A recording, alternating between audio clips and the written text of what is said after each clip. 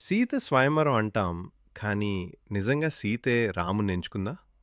లేక ఆ వివాహం వెనుక మనకు తెలియని ఒక నిబంధనుందా? మిథిలా నగర సభలో శివధనుస్సును ఎందరో రాజులు కదిలించలేక విఫలమయ్యారు. కానీ విశ్వామిత్ర మహర్షి ఆజ్ఞతో రాముడు ఆ ధనుసుని ఎక్కుపెట్టిన మరుక్షణం అది పెళపెళమంటూ విరిగిపోయింది.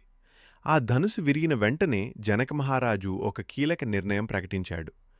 ఈ శివధనుసును విరిచినవాడే నా కుమార్తె సీతకు తగిన వరుడు అని. అంటే ఇది మనం అనుకునే సాధారణ స్వయంవరం కాదు. ఇది ఒక వీర్యశుల్క వివాహం. ధనుసు విరిచినవాడే భర్త అవ్వాలనేది ముందే నిర్ణయించబడిన ఒక కఠినమైన నిబంధన. వెంటనే సీతమ్మ పూలమాలతో ముందుకు వచ్చి ఆ రాఘవుడి మెడలో మాల వేసింది. విధి రాముణ్ణి సీతమ్మ వద్దకు చేర్చింది. సీతమ్మ ఆ రాముణ్ణి తన నాథుడిగా మనసారా స్వీకరించింది. ఇలాంటి మరెన్నో ఆసక్తికరమైన రామాయణ కథల కోసం సనోవేదని ఫాలో అవ్వండి. అందుకే మనం ఎప్పుడూ సీత స్వయంవరం అంటాం.